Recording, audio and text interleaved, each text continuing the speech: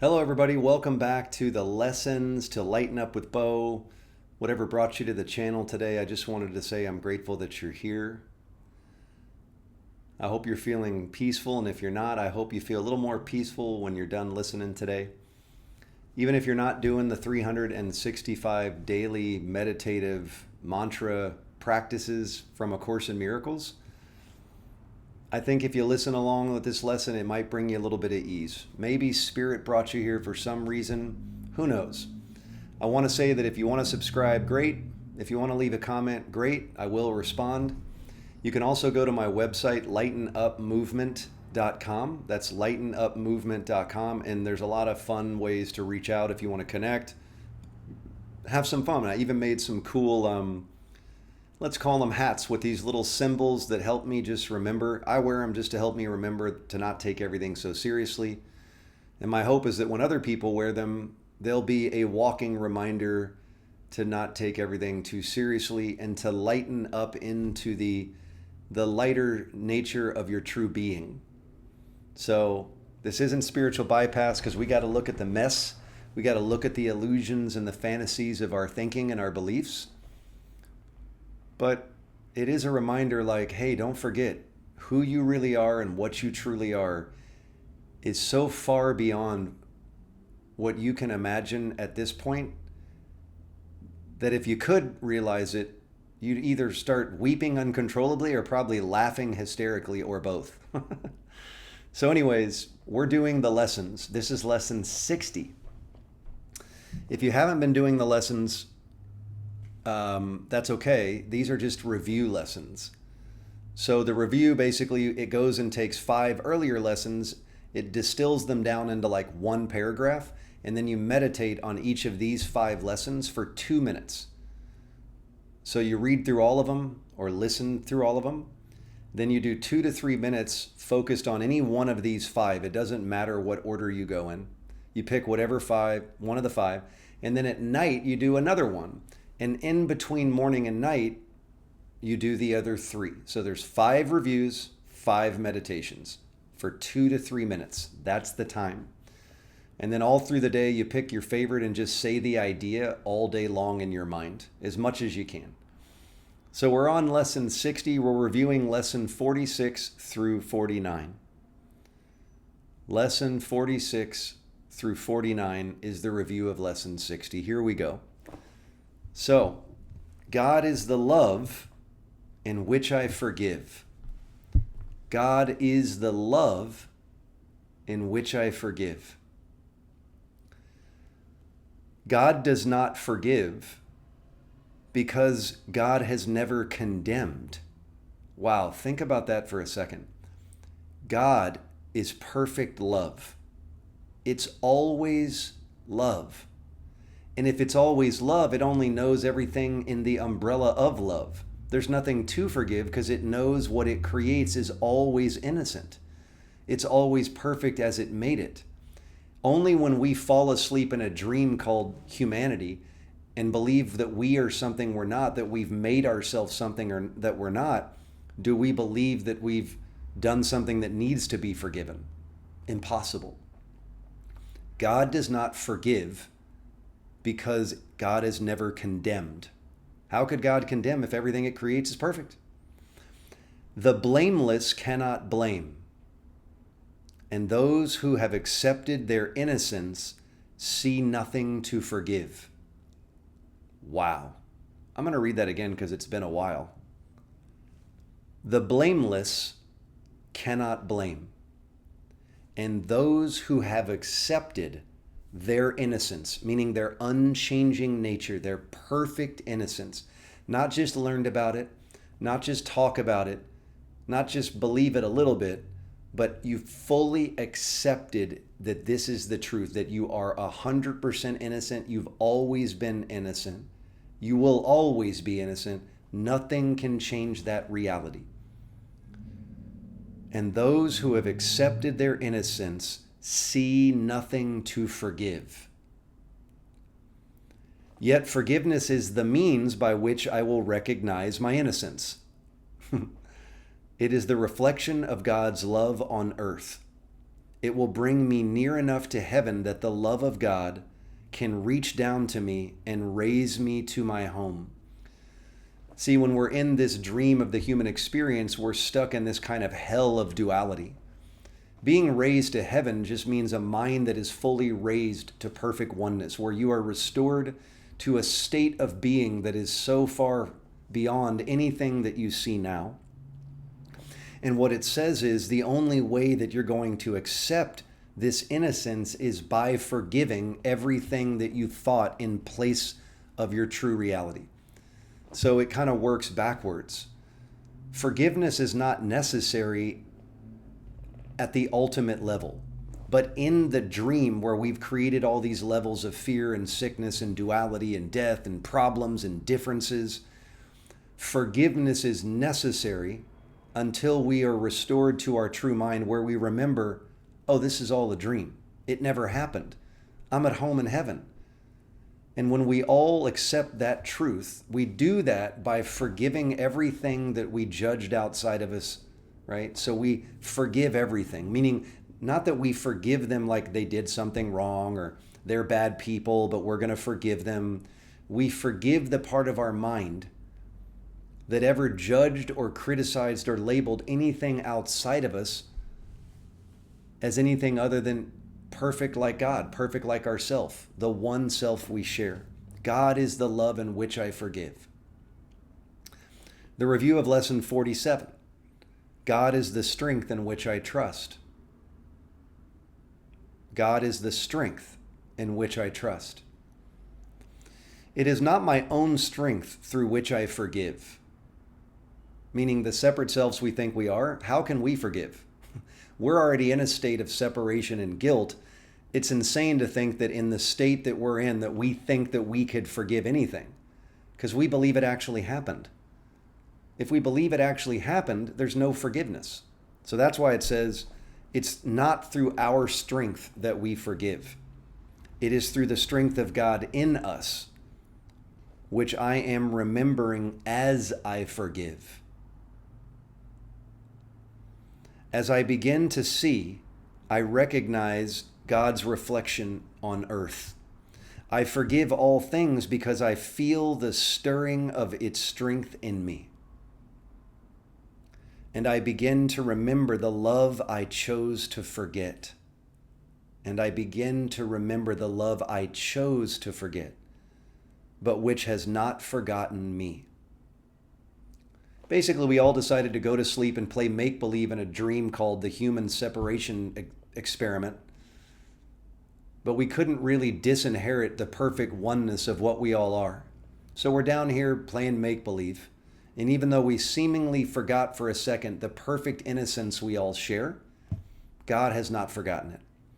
So you don't have to do anything. You just, as you start to forgive everything that you judged as separate or wrong or bad or different, you start to call on the strength inside of you, the God strength, the one strength. Lesson 48, there is nothing to fear. Isn't that lovely? There's nothing to fear. Some of you were like, there's a lot to fear. That's the ego. How safe the world would look to me when I can see it. Meaning when I can truly see it. How safe the world will look to me when I can see it. It will not look anything like what I imagine I see now. Everyone and everything I see will lean toward me to bless me.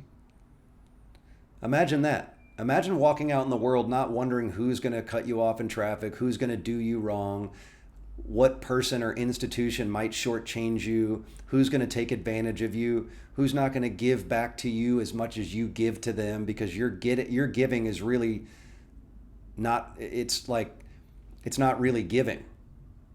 It's actually just taking. I will recognize everyone as my dearest friends. I will see everyone and everything I see will lean toward me to bless me. I will recognize in everyone my dearest friend. Can you imagine? What could there be to fear in a world which I have forgiven and which has forgiven me? It's again, forgiveness is not we've done things wrong. It's we've forgiven every belief that we put in the way of the Christ nature we all are, the one Buddha self, the enlightened one whole self we are. We've forgiven all the beliefs we projected onto other people, places, and things. And we've basically said, there's nothing to fear because I've accepted what I am and I've given that same acceptance to everything I see. The review of lesson 49, God's voice speaks to me all through the day. God's voice speaks to me all through the day. There's not a moment in which God's voice ceases to call on my forgiveness to save me. There's not a moment where God is not calling to me, where love is not calling to me to call on my own forgiveness to save me. There is not a moment in which its voice fails to direct my thoughts, guide my actions, and lead my feet. I am walking steadily towards truth. I am walking steadily on toward truth. There's nowhere else I can go because God's voice is the only voice and the only guide that has been given to its child. And again, to kind of go back on what the Course says, what it says is when you go anywhere when you think you go anywhere that's not directed with God's mind, with God's love, with God's purpose, with infinite life's direction, you really go nowhere. Because when you create apart from God, you could only do that in a dream. So in reality, what it's saying is the only thing there is to do is to be moving towards truth, which is basically to be in constant communication with God all day. There is nowhere else I can go because God's voice is the only voice and the only guide. There's no other voice. So when I go without God, I really go nowhere, but that's impossible. Isn't that amazing? And then one of my favorite lessons, as you know, lesson 50, I am sustained by the love of God. I am sustained by the love of God. What else can sustain me? What else can guide me? Do I notice I have a belief that a lot of other things can guide me? That there's conflicting voices? Well, sure, there's the God voice, but then there's that really temptation-filled ego voice. It can get me too. No. There's no other strength. There's no other love. There's no other voice. Even if you don't know how that's true, you start calling on it. Something in you does know. I am sustained by the love of God. Lesson 50. I am sustained by the love of God. As I listen to God's voice, I am sustained by its love. As I open my eyes, I want to say something. As I listen to God's voice, again, we say prayer is talking to God, meditation is listening. These are meditative lessons. So as I listen to God's voice, so as I close my eyes and go into that 2 to 3 minutes or 10 minutes or whatever, whenever you do meditation, if you're not doing the lessons in A Course in Miracles, as I listen to God's voice, I am sustained by its love. As I open my eyes, its love lights up the world for me to see. As I forgive, its love reminds me that his child is sinless. Sinless is just another word for perfect innocence. This is contradictory to a lot of the world's religions that say, no, wrong really happens. Sin happens. Sin is another word, I think it's to miss the mark. You basically made a mistaken choice, but you didn't do anything to separate from the perfect love that you were created in. This is impossible. So if God only sees love and God doesn't condemn because God only loves, what mind would ever have judged something as doing wrong to begin with? It's not a sin.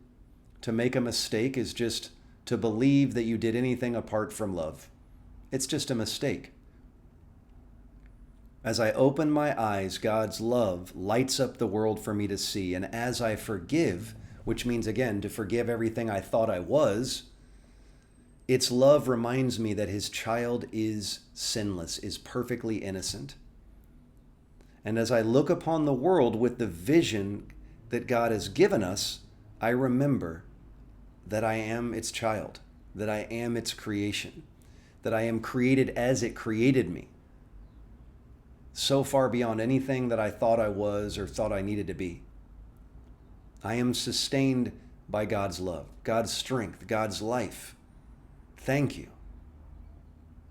I open my eyes and I see the hummingbird just floating outside the window, just dancing, saying hello. I see people walking by with smiles on their face and dogs wagging their tails. I hear the sounds of traffic and I go, oh, lovely sound, beautiful. Because my mind is healed. I am whole. There is nothing that can harm me. Because I'm one with everything. So that's the review of lesson 60, which is review of lesson 46 through 50. Meditate on each one of those for 2 to 3 minutes throughout the day. Read all of them in the morning and at night, and stay light. If you go to lightenupmovement.com, again, you can reach out to me if you want to get some support. You can comment in these videos if you're like, wait a minute, help me understand. How do I do this? You just do the lessons. That's how you do it. But if you want me to talk about a topic or speak on anything, just remember, you are supported, you are directed, and you are protected. If you want that to be true and only that to be true, it will be. So stay light, have some fun, keep it simple, and I'll see you on some other lessons soon. Stay well.